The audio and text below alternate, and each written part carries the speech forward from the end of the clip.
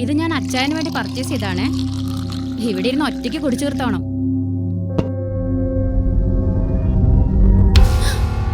ഇതെന്താ അച്ചായ തോക്കൊക്കെ ആയിട്ട്? 20 വർഷങ്ങൾക്ക് മുമ്പ് എൻ്റെ ജീവിതത്തിലേക്ക് കടന്നു വന്നവളാ നീ. ഒരു സെക്കൻഡ് വൈഫായി തന്നെ ഞാൻ കണ്ടിട്ടില്ല. ഇപ്പോൾ നീയായിട്ടെല്ലാം തകർത്ത് കളഞ്ഞു.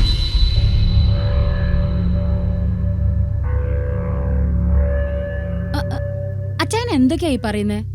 ജെറി ജോൺ ഇന്നു മുതലാ തൻ്റെ ഒഴിച്ചുകൂടാനാവാത്ത പ്രോപ്പർട്ടിയായി മാറിയത്. 12th ഫ്ലോറിൽ താമസിക്കുന്ന ജെറി ജോൺ ലൈഫ് ആസ്വദിക്കുന്നുണ്ടെങ്കിൽ അതിലെ പാർട്ട്ണർ താനാണെന്ന് മനസ്സിലാക്കാൻ എനിക്ക് 1.5 വർഷങ്ങൾ വേണ്ടി വന്നു. തന്നേക്കാൾ 10 വയസ്സ് പ്രായം കുറവുള്ള ഒരാളോടൊപ്പം മണിക്കൂറുകൾ ചെലവഴിക്കുമ്പോൾ പ്രായമായ ഒരു മകളുണ്ടെന്ന കാര്യം നീ ഓർത്തില്ല. അവളുടെ ഫ്യൂച്ചർ നീ ഓർത്തില്ല. അച്ചായ, എൽസ വില്യംസ് തെറ്റൊന്നും ചെയ്തിട്ടില്ല. പിന്നെ നോ, ഇനി എൻ്റെ മുന്നിൽ നീ എൽസ വില്യംസായി നിൽക്കാൻ പാടില്ല. എൽസ കുര്യൻ തൻ്റെ ആദ്യത്തെ ഭർത്താവ്. അയാൾ തന്നെക്കാൾ മാന്യനായിരുന്നു.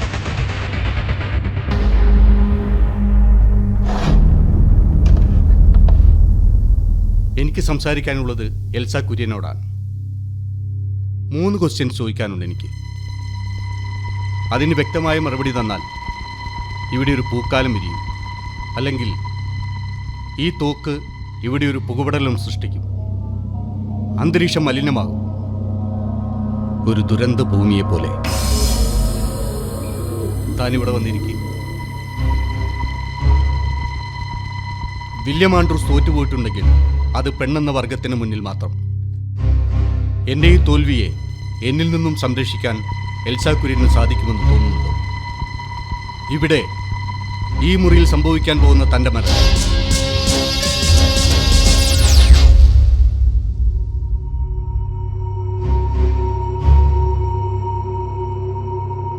അതിനെ അതിജീവിക്കാൻ തനിക്കാവും.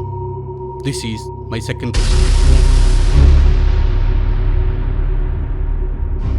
ചുരുക്കി പറഞ്ഞാൽ വില്യം ആൻഡ്രൂസിന്റെ ജീവിതത്തിൽ നിന്നും എൽസ കുര്യൻ എന്നേക്കുമായി കടന്നുപോകുന്നു.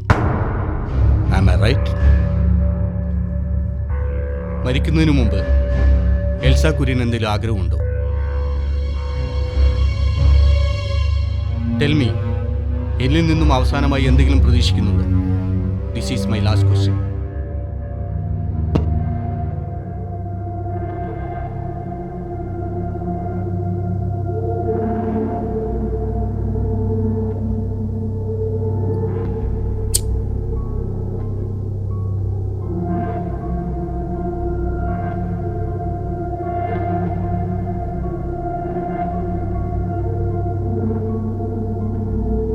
തന്നെ പോലെയുള്ളവർ ഒരുപാട് പേരുണ്ട് ഈ ബാംഗ്ലൂർ സിറ്റിയിൽ.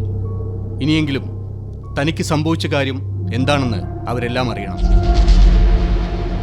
അവരോരോരുത്തരുടെയും നെഞ്ചിൽ തറക്കണം ഇത്. അതായിരിക്കണം വില്യം ആൻഡ്രൂസിന്റെ സന്തോഷം.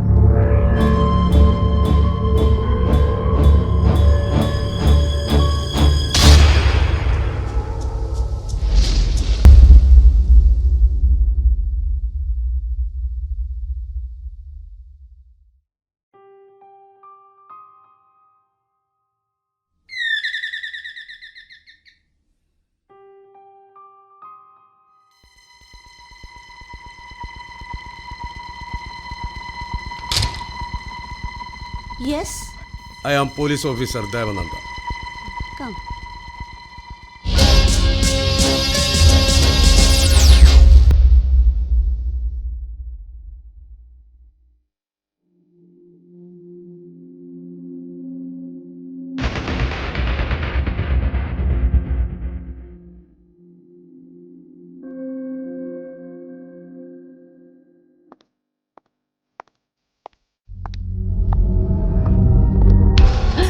പേടിച്ചോ?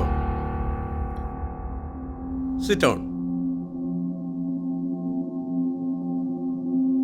വില്യംസിനെ കുറിച്ച് ചില കാര്യങ്ങൾ അറിയാനാണ് ഞാൻ വന്നത്. യെസ്. ഓഫീസിൽ എങ്ങനെ? Any problem? ഓഫീസിൽ എന്തെങ്കിലും പ്രോബ്ലം ഉണ്ടായ പിന്നെ അദ്ദേഹം ദേഷ്യം മുഴുവൻ തീർക്കുന്നത് ഇവിടെ വന്നിട്ടാ. അന്നത്തെ സംഭവത്തെ കുറിച്ച് എന്തെങ്കിലും പറയാനുണ്ടോ? ഓഫീസിൽ നിന്നാണ് അദ്ദേഹം നേരത്തെ എത്തിയിരുന്നു. പതിവ് പോലെ കഴിക്കാറുള്ള ഡ്രിങ്ക്സും കഴിച്ചു. എന്തൊക്കെയോ പറഞ്ഞുകൊണ്ട് അലമാരയിൽ നിന്ന് പിസ്റ്റലും എടുത്ത് ബാൽക്കണിയിലേക്ക് പോകുന്നത് കണ്ടു. പിന്നെ നോക്കുമ്പോൾ ബാൽക്കണിയിൽ നിന്ന് പുറത്തേക്ക് ചാടുന്നതാ കണ്ടത്. ഐ തിങ്ക് സ്വയം വെടിവെച്ച് താഴെ വീഴാണെന്ന് തോന്നുന്നു. ബാംഗ്ലൂർ സിറ്റിയിൽ ഇത് 4ാമത്തെ കേസാണ്. എൽസ ഞങ്ങളോടൊപ്പം നിൽക്കേണ്ടി വരും. എൽസ വല്ലാതെ ഭയപ്പെടുന്നുണ്ടല്ലോ. ഏയ്, അങ്ങനെയൊന്നുമില്ല. ഒരു പോലീസ് ഓഫീസർ എന്ന നിലയ്ക്ക് ഞങ്ങൾക്ക് സംശയങ്ങളുണ്ടാവും.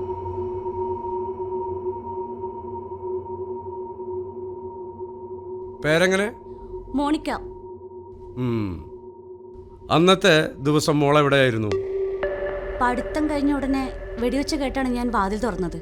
പിന്നെ കണ്ടത് മമ്മി പറഞ്ഞ പോലെ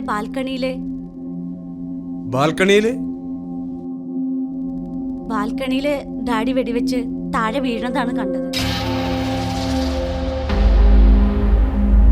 Come here.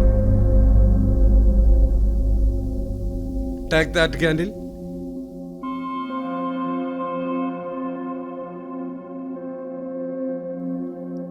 സർ, അവളെ അതൊന്നും പഠിപ്പിച്ചിട്ടില്ല. മമ്മി അതൊക്കെ പറയും. Come on.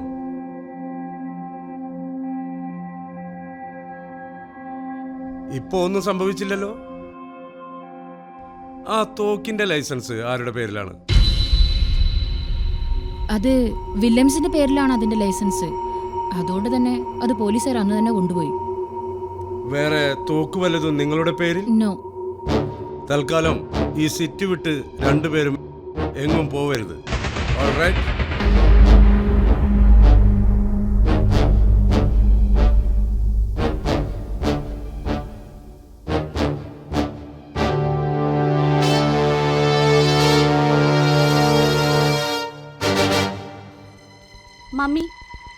മമ്മിയുടെ പേരിലുള്ള തോക്ക് അതിവിടെ ഇല്ലേ? അത് പറയാതെ പോയത് പ്രോബ്ലം ആവില്ലേ?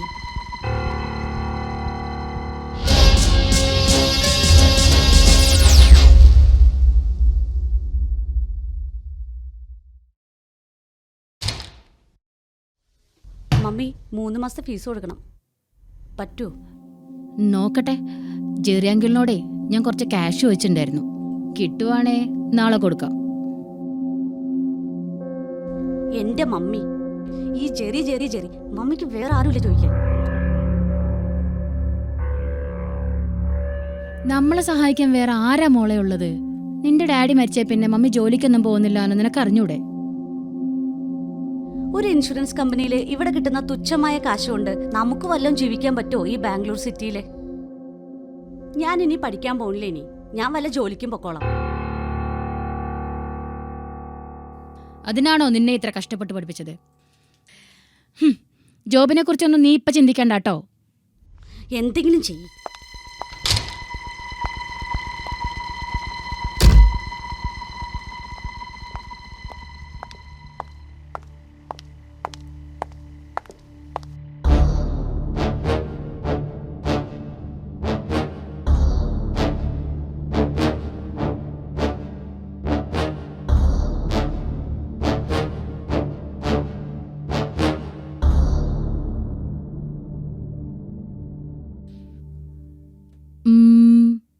ഒരു 1 ലേക്കെങ്കിലും വേണ്ടി വരും.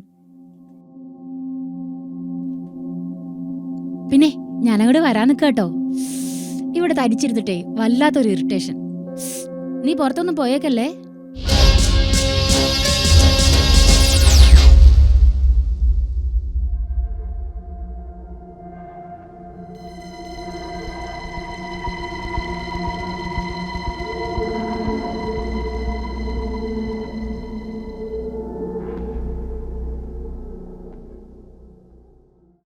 എനിക്കൊന്ന് ഓഫീസിൽ പോകണം. ഒരു മീറ്റിംഗ് അറേഞ്ച് ചെയ്യാനുണ്ട്. ഞാൻ പണം വാങ്ങാൻ വേണ്ടി മാത്രം വന്നതല്ല. സോറി, നമ്മൾ ചില ശീലങ്ങൾ മാറ്റേണ്ടിയിരിക്കുന്നു. മോണിക്ക വളർന്നുകൊണ്ടിരിക്കുകയല്ലേ. ഇനി എത്ര കറുപ്പിച്ചെടുത്താലും കാലം പോകുന്നതിനനുസരിച്ച് നമ്മുടെയൊക്കെ പ്രായം നമ്മളിൽ പ്രകടമാവുന്നത് കണ്ടില്ലെന്ന് നടിക്കാൻ പറ്റില്ല. ഞാൻ പറഞ്ഞത് എൽസയുടെ കാര്യം മാത്രമല്ല, എൻ്റെയും. അമ്മ നിർബന്ധിക്കുന്നുണ്ട്. എത്രയും പെട്ടെന്ന് എനിക്ക് മാരേജിന് നിന്ന് കൊടുത്തേ പറ്റൂ. തീരുമാനിച്ചോ അത്?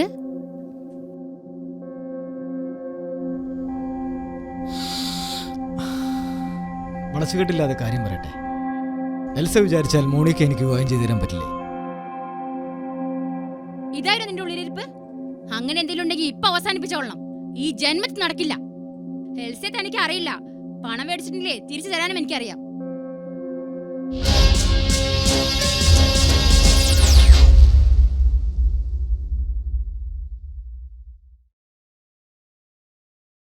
പണം ഞാൻ ചോദിച്ചില്ലല്ലോ, ധൃതി വെക്കണ്ട. പണം തന്നെ ഒഴിവാക്കാനാണോ? ഒഴിവാക്കിയത് നീ തന്നെയല്ലേ? മോളെ പൊന്നുപോലെ നോക്കിക്കോളാം ഞാൻ. എന്റെ ചെറിയ അതിന് അവളോട് സമ്മതിക്കണ്ടേ? ഞാൻ പറഞ്ഞ് സമ്മതിപ്പിച്ചോളാം. I can.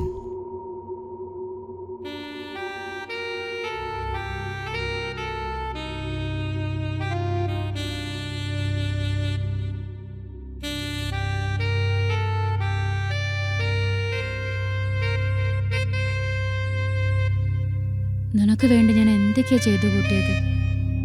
എന്നിട്ടിപ്പോ എന്നെ വിട്ടു പോവാൻ തീരുമാനിച്ചു. എന്റെ ഹൃദയം പൊട്ടുകയാണ്. നീ എന്റെ മകളെ ആവശ്യപ്പെട്ടപ്പോ ഞാൻ എന്താ ചെയ്യാ? എന്നേക്കുമായിട്ട് ഞാൻ നിന്നോട് ഉപേക്ഷിക്കുകയാണ്. എന്റെ മോണിക്കയ്ക്ക് വേണ്ടി. പക്ഷേ എനിക്ക് വേണ്ടി ഈ നിമിഷം നീ ഏയ് ടെൽ മീ. എൽസ, നീ എന്ത് പറഞ്ഞാലും ഞാൻ അനുസരിക്കാം. Come on.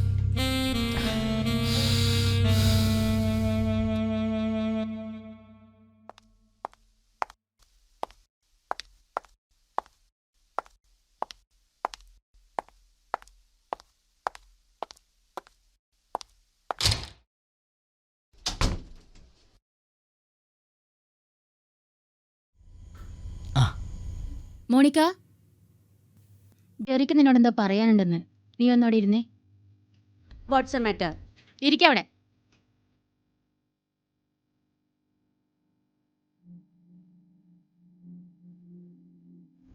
മമ്മി വിളിച്ചിട്ടാണ് ഞാൻ വന്നത്, മോണിക്കയെ കാണാൻ. Tell me.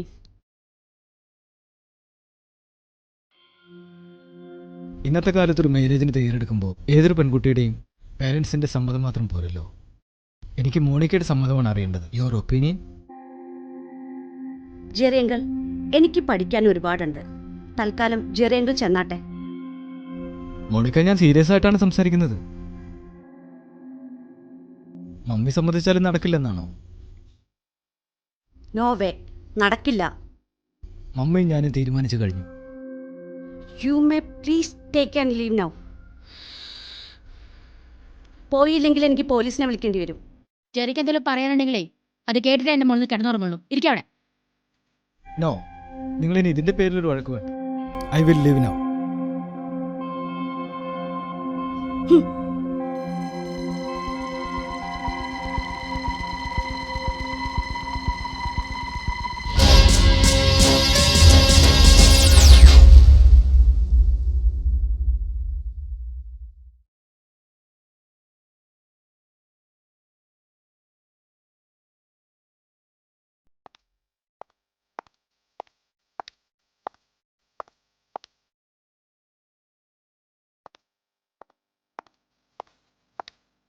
മോണിക്ക, പറഞ്ഞത് കേക്ക് നീ. ജെറിയോടെ പോയിട്ട് എന്തായാലും നീ സോറി പറയണം. നീ ചെയ്ത ഒരിക്കലും ശരിയായില്ല മോളെ. മറ്റു കാര്യങ്ങളൊക്കെ പിന്നെ. നിനക്ക് ഇഷ്ടമായില്ലെങ്കിൽ വേണ്ട. അയാളെ ഇവിടെ വെച്ച് അപമാനിച്ചത് ഒട്ടും ശരിയായില്ല. നീ പോയി സോറി പറ. മമ്മിക്ക് അയാളെ തൃപ്തിപ്പെടുത്തിയിട്ട് എന്താ ഇതിരുന്നായിരുന്നു? അയാൾ നമ്മുടെ ആരാ? ഒരേ ബിൽഡിങ്ങിൽ താമസിക്കുന്നു. അതിനപ്പുറത്തേക്ക് അയാളുമായിട്ട് എന്താ റിലേഷൻഷിപ്പ്? നീയേ ഇപ്പൊ എന്ത് പറയണ്ട ചെവി കയറത്തില്ല. പോയി സോറി പറ. ഇല്ല മമ്മി, എന്നെ കൊണ്ടാവൂല. സോറി പറയാൻ മാത്രമുള്ളത് തെറ്റും ഞാൻ ചെയ്തിട്ടില്ല. നീയേ പോയിട്ടില്ലെങ്കിൽ ബിൽഡിങ്ങിന്റെ താഴേക്ക് ചാടി ചാവും ഞാൻ. അതുകൂടെ കാണണോ നിനക്ക്? മമ്മി ഒരു മിനിറ്റ്. ഞാനിപ്പോൾ സോറി പറയണം, അത്രയല്ലേ ഉള്ളൂ. ഞാൻ പൊക്കോളാം.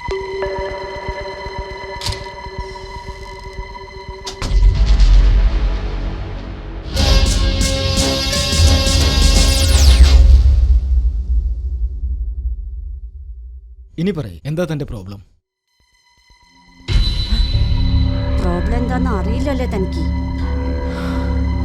എന്റെ ഡാഡി മരിച്ചത് എങ്ങനെയെന്ന് അറിയേണ്ടത് എനിക്ക്. നിങ്ങൾ കാരണമാണ്, മമ്മിയുമായുള്ള നിങ്ങളുടെ അഫെയർ കാരണമാണ്. വൈകിയാണെങ്കിലും അത് മനസ്സിലാക്കിയ ഡാഡീനെ മമ്മി വെടിവെച്ച് കൊല്ലുന്നത് ഞാൻ കണ്ടതാണ് ഈ കണ്ണുകൊണ്ട്. പോരാത്തതിന് വാച്ച്മാൻ പറഞ്ഞത് എന്താന്ന് അറിയേണ്ടത് എനിക്ക്.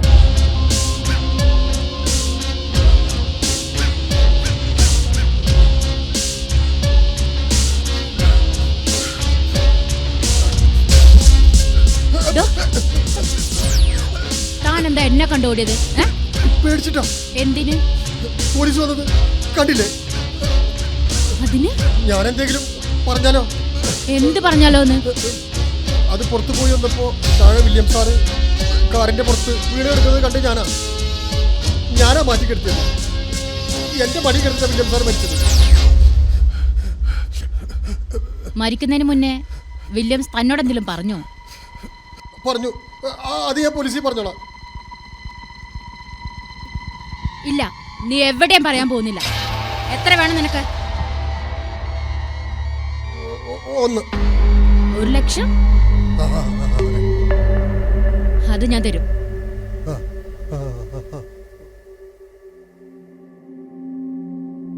വാച്ച്മാൻ പറയും ആ സത്യം, ഇല്ലെങ്കിൽ ഞാൻ പറയിക്കും. മമ്മി എന്നെ ഇങ്ങോട്ട് പറഞ്ഞു വിട്ടത് എന്തിനാണെന്ന് അറിയണ്ടേ? തന്നോട് സോറി പറയാൻ. Jerry John, I am very sorry.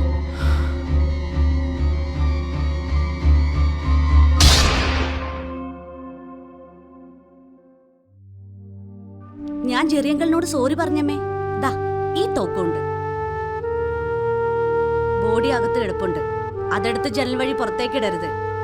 അയാളെ വെടിവെച്ചത് ഞാനാണെങ്കിൽ അതിനുള്ള ശിക്ഷ എനിക്ക് മാത്രമുള്ളതാണ്. പിന്നെ ഒരു കോടതിക്കും എന്നെ വിട്ടുകൊടുക്കാതെ മമ്മി തന്നെ എനിക്കുള്ള ശിക്ഷ നടപ്പിലാക്കണം. അതിലൊരുണ്ട കൂടെ ബാക്കിയുണ്ട്. Come on!